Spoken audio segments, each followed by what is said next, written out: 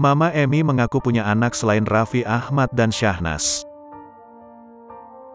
Mama Emmy atau Emmy Konita mengaku soal dirinya yang sempat memiliki anak selain Raffi Ahmad dan sebelum melahirkan Syahnas. Terkuak, Mama Emmy ternyata sempat memiliki anak selain Raffi Ahmad dan sebelum melahirkan Syahnas, ia mengaku sempat mengalami keguguran. Mama Emmy pun terang-terangan kepada Raffi Ahmad, soal alami keguguran sebelum melahirkan Syahnas. Katanya dulu pernah keguguran itu benar atau enggak sih? Tanya Raffi seperti dikutip pada laman YouTube, tanggal 5 Desember tahun 2022. Iya, benar, keguguran. Dari Raffi Ketuh adiknya masa keguguran 3 kali, ya bagaimana ya, jelas Mama Emmy.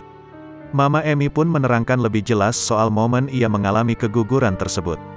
Katanya kalau orang nyusuin 3 bulan nggak akan hamil, Mama mah hamil, jelasnya. Menurut penuturan Mama Emmy, dokter pun sampai tak percaya. Sampai 3 kali, keguguran, sampai dokternya geleng-geleng, bebernya. Kok gitu ya? Tanya Raffi lagi. Ya mungkin hormonnya bagus, subur, jawab Mama Emmy. Emmy juga mengatakan alasannya hanya memiliki 3 anak saja. Di lain sisi, Raffi juga menanyakan sifatnya pada saat ia kecil mirip Rafattar atau Rayanza.